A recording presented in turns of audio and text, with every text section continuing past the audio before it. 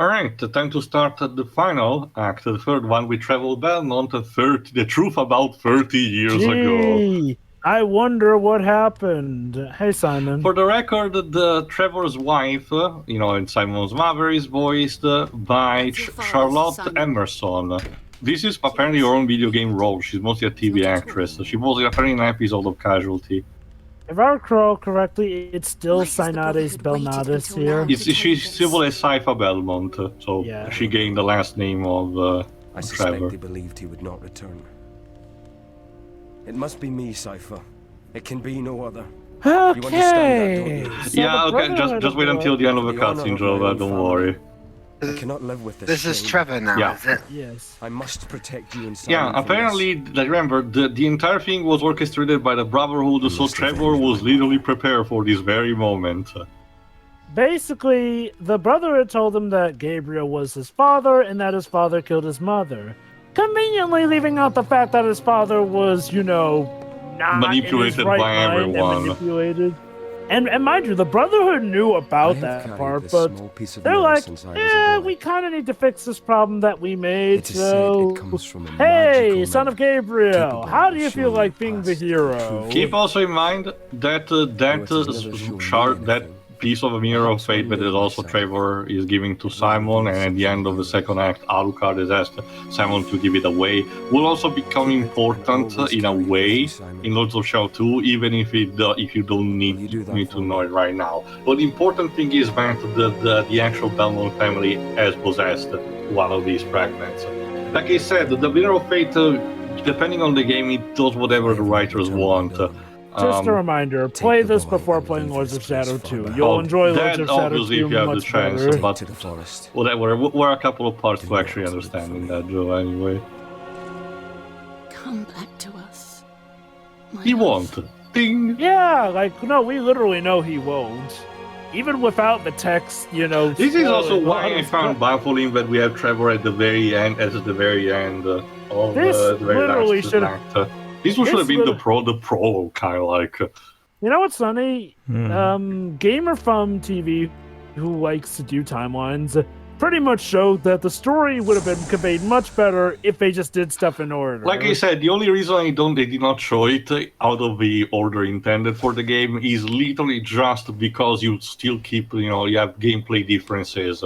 That would be, hard to explain, especially because Trevor starts already with stuff like the double jump or the ability to actually, the wall jump without having the same tool that Alucard has. So, in this case, might as well, since, in gameplay, Jova, I'm pretty sure the jig is up for everyone, so please, go ahead and tell. Okay, yeah, Alucard is Trevor. Like, in case you haven't figured it out. It's pretty obvious. I thought. Wait. Honestly, I thought they already said that in the last part. No. That's the thing. That the game is generally trying to pass it down as a mystery. And you know what's the worst part about it? As much as I reevaluated a bit over the course of the, commenting on the games, Dave Cox in interview pulled the Batman Rocksteady with Batman Arcanine and specifically said, no, Alucard is not Trevor. Don't worry. Anyway, latched from his cradle, hidden from his father, raised secretly by those of Brotherhood, the blind Trevor was trained from birth to become the best and brightest warrior in the order, unaware of his fate. Forged long ago by Rinaldo Gandolfi, it is actually a copy of a true vampire killer, with which Gabriel defeated the Lords of Shadows and which now lies destroyed in the Shadow Plane. It is the ideal tool for executing brutal attacks without sacrificing the stun and precision that only Trevor is capable of delivering. Yes, Jova, it actually did happen, what I just said before. Yeah. I don't understand why they did that. Like, if you wanna have your twist not not being obvious, try to conceal it better. Like, but yeah, Gio's right. That's legit in Arkham Knight. For those who don't know, Arkham Knight literally had the devs relying on blatantly lying about they stuff. Literally said, let me tell you without. Way that it actually does and actually spoil the identity. But basically, when the Arkham Knight, the actual titular figure of the Arkham Knight started showing up in the trailer, fans, speculated in general on what its identity could have been. So Rocksteady actually went out and said in interviews that no, it's not who you think it is, because the Arkham Knight is an actual original character invented for the game. And in a way, they were correct because the actual identity, but because the actual Arkham Knight itself is an identity invented for the game. But the person that is actually, impersonating the Arkham Knight is exactly who everyone was guessing. Okay, I'm gonna be honest. Because I wasn't familiar with Jason Todd at the time, I didn't thanks, know that Dej. I was trying to avoid mentioning directly that. Yeah, thanks for the spoilers, Dej. Well, quick. Spoilers for a game that came out 6 years ago. Oh, whoa, no, Dej. You're always on our case to not even spoil an Ace Attorney game. Here's the thing. With Ace Attorney, you're playing for the story. With the Arkham series... Okay. I'd argue that the story of Arkham is prevalent enough that it does play a huge factor. Maybe also, not I as wanted much to as do it. Attorney, Also, but Dej, I wanted to do it for the sake of Dibs and Sherry for the future. Also, the game pretty much spoils it with the DLC, regardless. So whatever. To be fair, Dibs and Sherry haven't played it yet. We wanted to keep that a secret for them too. That said, hopefully they'll forget by the time. Anyway, we get to one that thing game. that they brought back from the first game are the possessed suit of armors. The ones that are possessed by a poltergeist inside. So the actual takedown that Trevor has to perform is actually to eradicate it from his side. But anyway, back to what I said. Also, there was another component of why I feel the story can be a bit weak, and this is it. Like the mystery. The mystery all hinges on the fact that Alucard and Trevor, two characters who are normally separate, and if you count Castlevania Adventures canon, technically Alucard would be Trevor's father. But also, regardless, here they're the same people. The first major side weapon that Trevor has, an actual, shuriken, a 3-point shuriken to be precise, with a new enemy type, the actual bat. It looks like a wolf bat from Avatar. Nice. Oops. There you go. It's actually called the boomerang, actually. If you actually hold it, it actually gets an electricity charge. But yeah, the irony of this game is, again, it hinges on the mystery. But like me and Tio have pointed out, they're constantly spoiling stuff in the game text and compared to the twist of Lords of Shadow, and keep in mind, Lords of Shadow 2 also has a big twist towards the end, so stay tuned also for that as well. Compared to the one of those two games, this is weak and actually poorly handled. That said, though, about the twist of Lords of Shadow 2, Tia, won't we technically be, since we're doing the DLC to play so that it's chronological. The DLC will happen after the twist is revealed, Jova, don't worry. Ah, okay, that's when you'll do Anyway, there you go. In addition to the brutal charging force, the items have been charmed to return to the owner, automatically. So again, this is actually a pretty nifty tool that you can use. But again, though, I mean, why make such a big deal about the twists in this game if you are basically telegraphing them? And again, it's why I get the feeling that this game was originally supposed to be told chronologically, because that's the only reason I can come up with why the game text and descriptions immediately spoil stuff out of the game. I actually do wonder again, in our case, how much of this was Mercury's team's decision and how much was, instead Konami deciding to want to build up a mystery. From what I can garner, it doesn't seem like Konami really had as much say in this Actually, they game did. I checked already, Jova. The reason why the game got delayed was because Konami was not really pleased with what Mercury's team had at that point. Okay, that said, though, it would be a weird mandate for Konami to go, no, the story needs to be told out of order, literally backwards, because again, technically, Simon's start is the latest start in the campaign. Alucard's start is technically the second. Alucard starts in the middle of Simon's story. Well, no. Technically, sort of, he starts slightly before Simon because he needs Jova, to, because hold on. Let me finish. He needs to have started slightly before Simon in order to be falling down when Simon's rising up on the elevator, if you time it well enough. I just kept that moment for Dweebs. That is how Trevor died. Because again, you can. It's very comical the way you die. But ripping pepperoni. Yeah, ripping Peppa Pig. Said Lucina. Yes. Trevor does not look like Lucina. You know what? But he could. Lucina killing Peppa Pig's family. I'm gonna stick with that for canon. But anyway, what I was mentioning was the fact that again, it's still the ghost. Keep going, buddy. I believe in you. Bruh, how long has he been walking for? Wait. Hold on, Tio. Technically, this is his starting off point as far as the protagonists are concerned. So this is best you can character. do it, bud. Background ghost. But no, what I was saying, Joe, is the fact that when Alucard starts, he immediately gets confronted by the creature and plummets, which is at the point where someone has already finished the prisons and is actually climbing up towards the kitchen, which is 1/3 into his chapter. It's debatable with the timing because let's not forget Alucard It's literally has what happens in the accelerated beginning speed on as Alucard. well. I'm not sure how much of a debate is there. Well, again, it really seems like timing-wise that we need to work this way or that way. We also have to account for the speed at which Alucard is moving, being a vampire and whatnot. Oh, hello. Anyway, sadly the door is blocked, so we need to find a way to open it in order to find that damsel in distress. Crying, who's obviously a crying ghost, but, well, because the camera showed her, again, maybe they wanted to keep us in suspense there. Again, I think that's this game's MO. For a game that definitely wants you to be shocked when the twist comes out, it seems to do everything in its power to spoil those Well, twists. let me ask to the three interested about it. The Dweebs, Shiro, and Pedro. Did you actually figure out, about Trevor being Alucard before me and Jova told you? Yes. Again, it felt pretty obvious. What about you, Shiro? A little bit, but wasn't quite sure.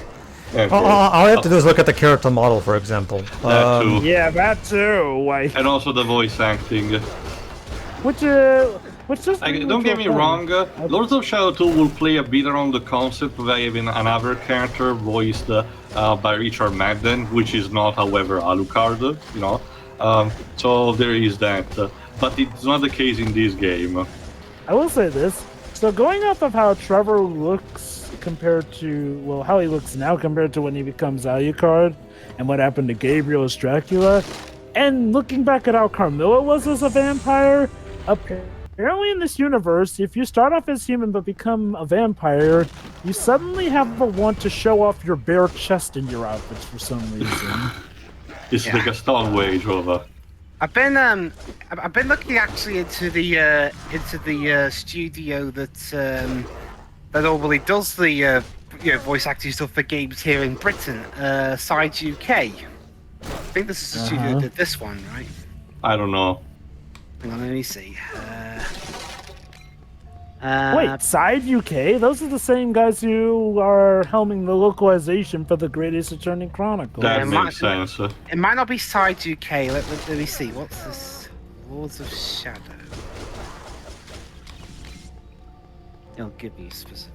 Well, you can answer me in the meantime, Dweebs. Did you actually manage to figure out on your own that Trevor was Alucard along? No, not really. Again, I'm not versed in Castlevania lore. But it's not something that happens in the original continuity, mind you. Behind the voice actors doesn't list the studio who did this game specifically. I'm not sure if the credits do either. I actually didn't pay attention on that.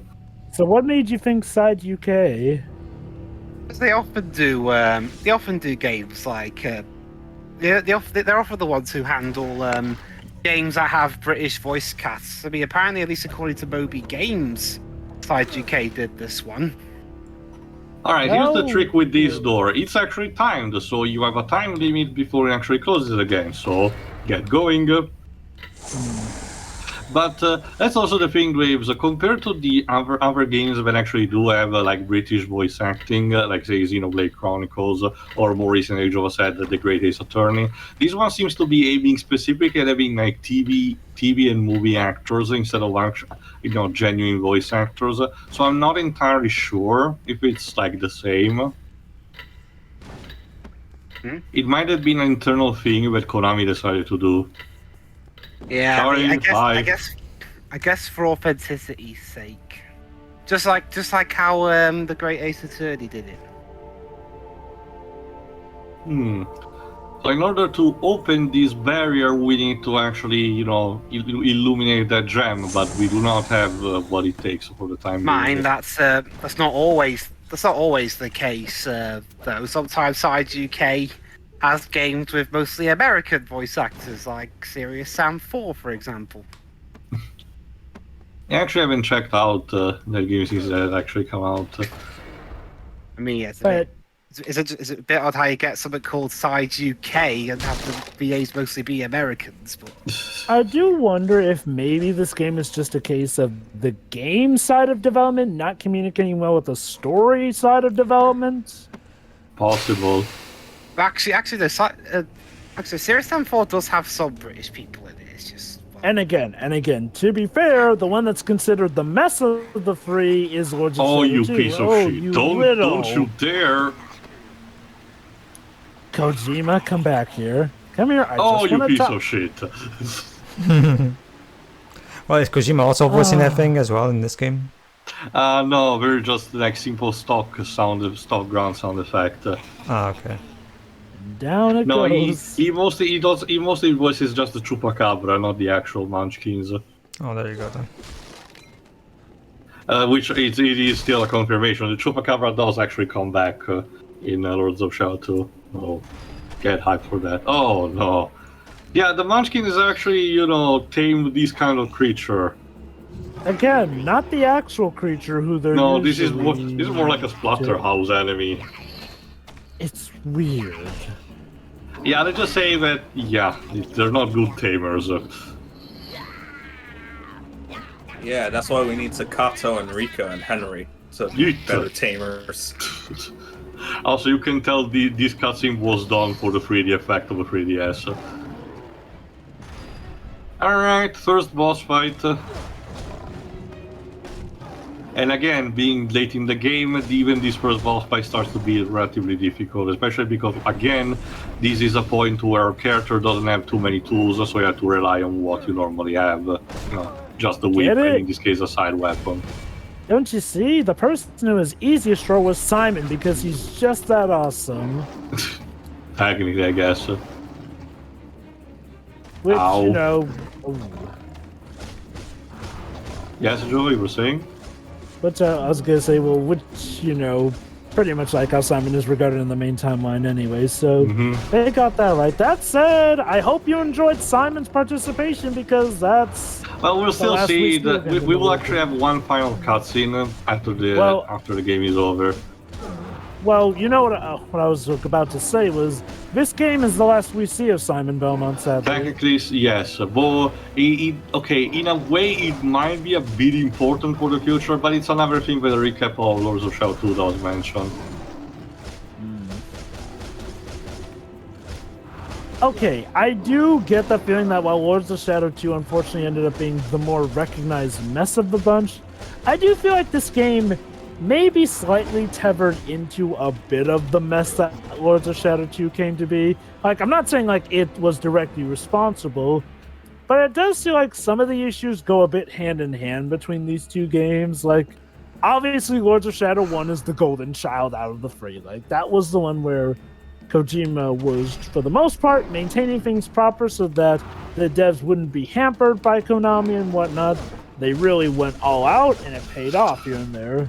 Also, I forgot to cut this bit. Sorry. It's okay. Gives me time. Again, when it comes to this game in Lords of Shadow 2, this is where you were starting to see some of the cracks showing. And again, I repeat, this is still a good game. However, some may consider it a premonition of some of the issues that would be to come in Lords of Shadow 2, if for better or for worse. Honestly, out of the two, I prefer Lords of Shadow 2 over this, even just on a gameplay standpoint. Like, if I want to play a classic Metroidvania kind of game, I just stick to one of the Nintendo DS titles, for example, or Symphony of the Night. Don't worry, I'll come to console soon, I promise. We still have to announce the Game Boy Advance collection. We haven't done it yet. That's what I mean, the Game Boy Advance collection. I'll just say this: I take nothing for granted with a company like Konami. Like, Not yes, just it's nice that they're giving us these collections, okay. but That's that also does not guarantee. that's also one exaggerating bit for the time being. But first, we're actually having a little moment where the game tells you cannot go there yet. Hello. You're a lot FIFA. Oh wait, no, it's just. Oh, and it's actually voiced Yeah, what this? by Michael Maloney. V504. Yeah, he literally tells us you cannot enter yet. Go away. Yeah, Go- the thing. that's all. That's rude. That's the thing. That's the thing, Pedro. He just looks giant based off of that perspective, but no, he's. Yeah, Well, actually, yeah. cinematography. Anyway, Michael Maloney is mostly also a TV actor, but he has some voice acting roles, particularly about a couple of characters for the British voice acting of the Final Fantasy XIV expansions. Also he was a character in The Witcher, in The Witcher 3, for example. He was okay, I forgot about it. It was actually Doloran's voice actor in Nino Kuni 2. But there is that. Also Total War Rome 2. But yeah, mostly just a TV actor. Mm-hmm. So yeah, there's the other curveball. The actual the spirit that showed up now is able to talk. So what happened exactly? Well, we will need to figure out. I think if not at the end of this part, at the beginning of the next one. But yeah, as for this possibly tying into some of the I guess that's the thing. It depends on which you prefer, like a game that takes the risks. And if you ended up liking the risks that game took, then yeah, you're probably going to enjoy Lords of Shadow 2 more. However, if you don't care for the issues with Lords of Shadow 2 and you prefer a game that feels nice and familiar enough, this game's probably going to be the one you prefer between this or Lords of Shadow 2. Again, it also helps with being a budgeted title. This one is the one that still costs less between the two as well. You don't for Lords of Shadow 2. You also don't need to actually play the DLC. It's actually surprisingly, just an actual side story that explain a plot point that you didn't really need to know at the end of the day. So it's not even like a sequel hook or anything.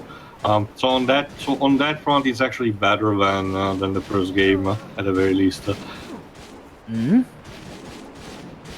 forget, when did we have that issue with the first game? No, the fact that the DLC of the first game is mandatory, for knowing about the sequel. That. Yeah, again, that's the thing. If you don't get the DLC for the first game, I guess you can just assume I can tell you that, Jova. The recap of Lords of Shadow 2, that's the one thing that it doesn't explain for some reason. That's the one thing I don't understand. And again, even with that quote-unquote recap of Mirror of Fate, not as good as it could have been. But yeah, seriously though, you want to talk about stuff with that recap blatantly screwed up? Yeah, again, not really even explaining the DLC stuff in Lords of Shadow 1. Again, assume you don't play the DLC of Lords of Shadow 1, you'll be wondering, wait, how did Gabriel become a vampire? Where's Laura? Why does the castle seem all different now here and there? Okay, for the castle being different, it's... Oops. Yeah, again, I have these moments for dreams. For the castle being different, it's something strictly suspension of disbelief tied. I actually don't mind because it's something that did happen in the original game, but original series, sorry. Anyway, finally we got what you're looking for, the light magic medallion. Yes, much like in Trevor, as for his set of, magical weapons are basically the same as in the first game. You have light and shadow magic to alternate between, which have the same properties. The light medallion actually is used for gaining health, and the shadow one to actually just give you a power boost. And both of them can be used to actually charge up, these gemstones in order to unlock doors. On the subject of Konami games on the 3DS, have any of you guys played Metal Gear Solid 2? Sorry, 3. Sorry. I mean 3. Yeah, MGS 3 on the 3DS, it's fine. It's not. I mean, you're still. I heard the frame rate is terrible. Yeah, the frame rate is the problem, but yeah, it's also very a lot of the extra stuff. Basically, since you have a Series S, you have the best way of playing MGS3 via the HD remaster by Bluepoint. Well, it still doesn't include everything that the original release had. Well, yeah, it doesn't have the Ape Escape one, yeah, you know, but... Nor the Nightmare sequence. Sure. And in the case of, I don't think 2 got much of a.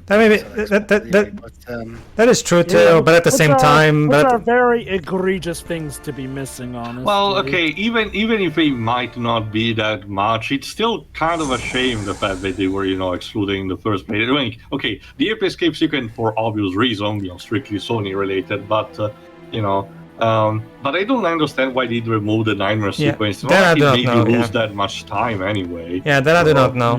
It's well, what is the thing too? The 3DS version doesn't have those things either. So. Yeah, that's what I was mentioning. So when it comes to choosing, unless you can dig up your old PS2 copy, you're just better off getting the HD remaster. That's also the other thing. Okay, no, sorry, my bad. I forgot. I misspot what I was about to mention. Especially anyway, because the HD remaster runs at 60 FPS, which makes the gameplay a lot more enjoyable. Makes it run better, yeah. But anyway, for this next part, you're in this set of underground caves that you open thanks to the light medallion on that place that you need to illuminate, And now you have to watch out because the place is, chock full of spikes. In this case, in form of stalactites and stalagmites. Yeah. Honestly, for an M-rated game, that was a very clean way to die. I'm actually starting to wonder if this was still M-rated because there isn't much gore compared to the first game. Nor there is that moment with the succubus, but I don't think it's much for being M-rated.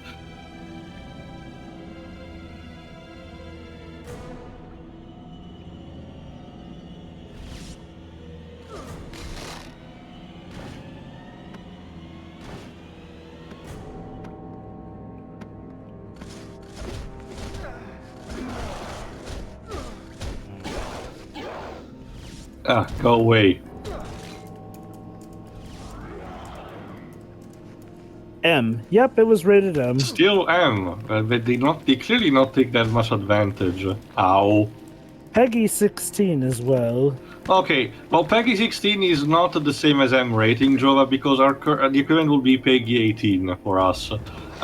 Which, like I said, this is crucially different because Final Fantasy Type 0 had a Peggy 16 rating, and it's very well deserved. There's actually a lot of plot in that game. But Final Fantasy 16 is actually the first to actually receiving a Peggy 18 rating, so I'm actually very curious to see what is in that game that will cause that. Yeah, we'll probably see naked people and swearing up the wazoo. Yoshi P is not the kind of person that will do that, so I'm actually more inclined to see instead more acts of violence, just even more so that Type 0 had. But yeah, this game was rated M still, which again, like I said, this is a pretty tame M. Yeah. I mean, it's weird. I mean, okay, we have seen limbs getting torn off, but it's not as. It's still in a more cartoony way, more than anything. But no, but no, I agree. You can understand why Konami would not want to have the Ape Escape collab because they would have to constantly pay copyrights to Sony for every time they release the game. So I can understand that at least. I think we're about to get our second boss fight of the game. Yes, there you go. Of Trevor's chapter. Well, of his actor, sorry, my bad. You okay, lady? Really? That jump scare? Yes. Fucking, what are you, 7? Alright, let's take down the spirit. Yeah, this spirit is actually relatively easy. You just need to wait where it pops up and just, whack her. Whack her good. Well, whip her, I guess. Oh, she's also immune to the boomerang, alas.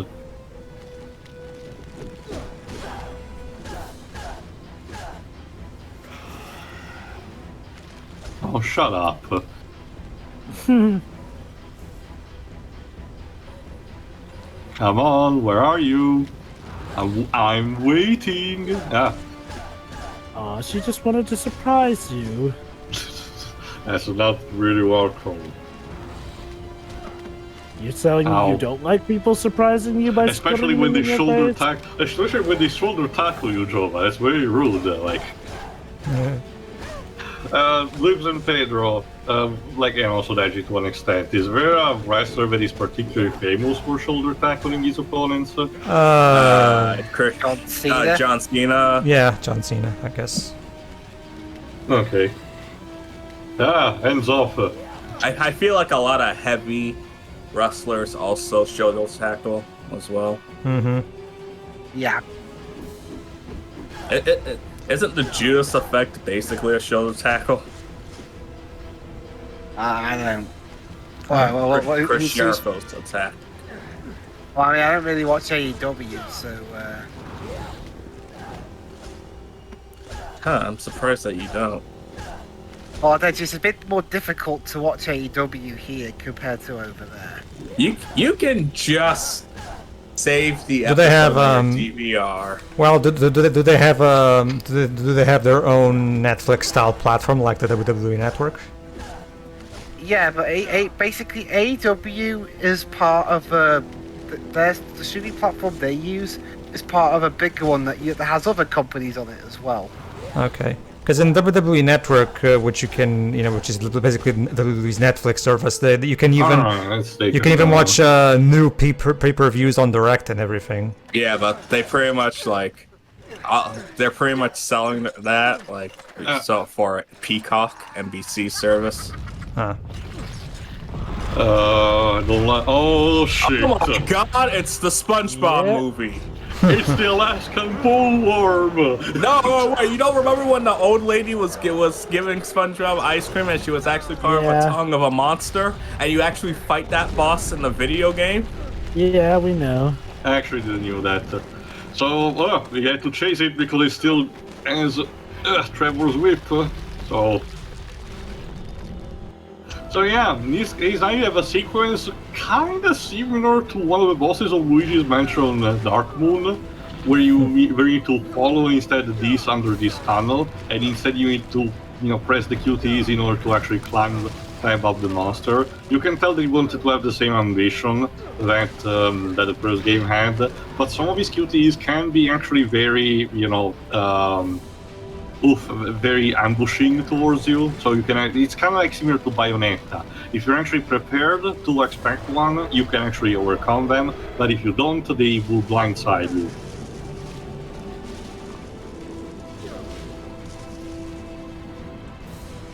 Yes. Also, where is this thing going? The port is going, sir. It's going for a leisurely stroll, Tio. Well, it's not very helpful. Going off of Halcyon standards, I wonder what happens when Dracula just goes for a walk. Give me back the whip. He dies because he stays out too long and gets burned by the sun. There we go. Repent there until it's done. Oh, come on, lady. Why are you screaming? See, my daily creature. You think you were dying or something? Oof. Shit. Look at that.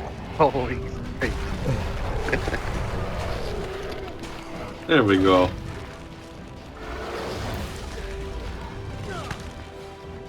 Now with one last QT, let's finish the monster, if I recall correctly.